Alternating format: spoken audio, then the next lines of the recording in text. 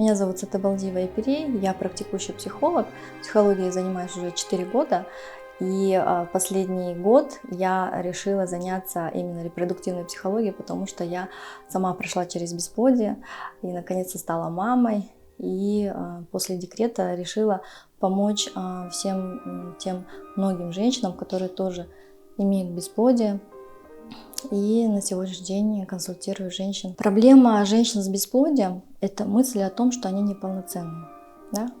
Они убеждены, что с ними что-то не так, во-первых. Во-вторых, какая бы поддержка ни была извне, да, там родственники, может быть, там, муж или еще кто, они все равно чувствуют себя одинокими со своей проблемой. Да? Они один на один как будто борются с этим. И зачастую это и есть тоже одна из проблем, да, их бесплодия, потому что они всю жизнь думают, что весь мир как будто не помогает, весь мир какой-то небезопасный, да, и нужно как-то с ним бороться. И, естественно, когда женщина узнает, что есть такой человек, который прошел через это, особенно читая мою страницу, там есть у меня в посте под названием «Моя исповедь», все то, через что я прошла, да, те чувства, те эмоции, консультации с врачами, мой диагноз. И они понимают, это же я, да, вот так и пишут, я через это все прошла, я это сейчас чувствую, да. И они понимают, что они не одиноки, и что есть, оказывается, выход, и, возможно, проблема как бы в психологии, в каких-то блоках, да, внутренних, каких-то установках, то есть в голове. Когда мы начали запускать вот именно рекламу того, что вот репродуктивная психология, что я вот сама прошла через это и я могу помочь, да, разобраться в этом, и я просто была удивлена, насколько действительно у нас женщины, люди с периферий, да, с глубинок аилов наших тоже работают над собой. Я была приятно удивлена, и ко мне даже приезжала женщина с глубинки, ей было 45 лет, и она никогда не была мамой. Естественно, это была такая женщина, ну, в платке такая, и она не выглядела на 45, конечно, к сожалению, да, но просто поразила и вдохновила вот это ее взгляд на ее проблему. То есть она поняла, что нужен психолог, да, нужна консультация, что она все варианты перепробовала.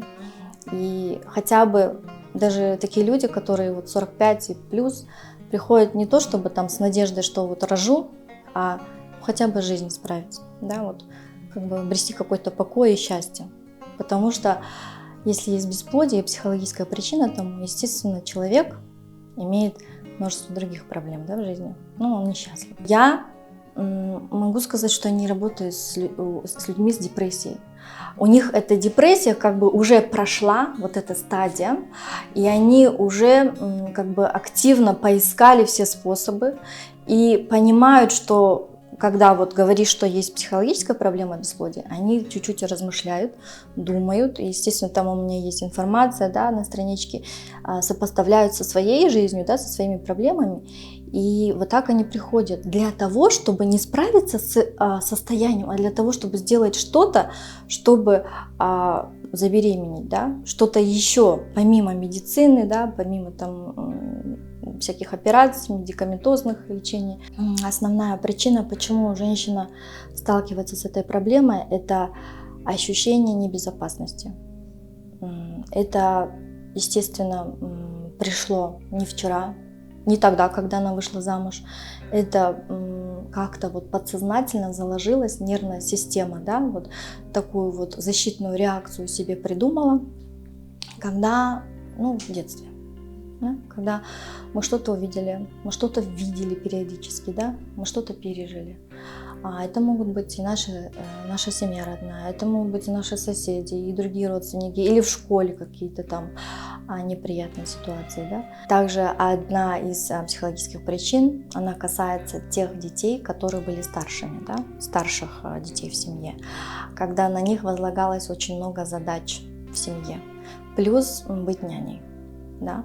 То есть они еще не успели быть сами детьми, сами наиграться, получить вот эту вот родительскую любовь, поддержку, внимание, и как они должны были стать родителями уже другим своим братьям, сестрам, да, младшим. И вот это вот ранний опыт родительства, ранний опыт взросления тоже для нервной системы, естественно, было как сигналом, что это не есть хорошо, нужно от этого защищаться, потому что мне тяжеловато это, да, мне хочется играть, а я не могу играть, да, я не знаю, там, мне хочется спать, да, там нужно, в общем, укладывать этого, да, братика и так далее. И чем я занимаюсь, да, женщина приходит, и мы разбираем всю ее вот историю жизни, да, все ее установки, убеждения, отношения к жизни, к детям, к семье, вообще То есть вы к ответственности. снимаете все блоки? Да, снимаем блоки. Естественно, поддержка общества, поддержка близких, особенно мужа, это очень влияет на состояние женщины. Да? Даже если мы там снимем все эти травмы ее, да, какие-то установки, психологические блоки, а нету поддержки, и она остается одна на один или даже загнанная в угол со своей проблемой, то есть проблема будет оставаться. И как раз-таки вот эти отношения близких, особенно с мужем, поддержка является ресурсом для того, чтобы она рожала. Родственникам хотела бы сказать, что женщины не рожают не потому, что с ними что-то не так, или они не хотят, или они плохие, или они грешные, да. Просто, наверное, это проблема общая. Раз с вашей Гелин такое происходит, раз с вашей женой такое происходит, и дети будут ваши, а не ее, значит, это проблема ваша тоже. То есть это не только ей какой-то знак или испытание, да, как мы говорим, точка роста, да, значит, и вам нужно меняться, менять взгляд на такую проблему, менять отношение к таким женщинам, да, и оказывать всяческую поддержку, создавать такие условия, чтобы женщина родила вам здорового, красивого ребенка, чтобы вы воспитали этого ребенка подобающим образом. Когда женщина, придя на консультацию, понимает, что мужчина, с которым она живет столько лет, никак ее не поддерживал и не поддерживает, и не собирается поддерживать. И что она всю жизнь была один на один со своей не только бесплодием, но и остальными проблемами.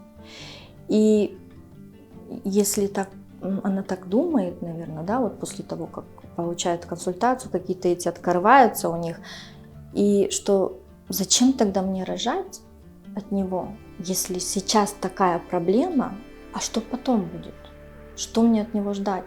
Потому что действительно женщина может от одного не рожать, а от второго родить. Я имею в виду развестись с этим мужчиной и выйти замуж, потому что нету какого-то доверия. Нету такой уверенности, если она завтра родит и останется дома на декрете, да, будет сидеть там и будет беспомощной, нуждаться во всем, что этот мужчина справится с этим, что он ей все преподнесет, все ей обеспечит, все ей предоставит. И вот это ее убежденность, ее, то, что она знает это, и есть причина бесплодия, и есть причина потом тому, что она просто отказывается от него. То есть это не значит, что я там, когда они приходят, я говорю, вот, а ваш муж оказывается, да, вот такой, вы вообще подумайте, нужен ли вам такой муж. То есть это не так.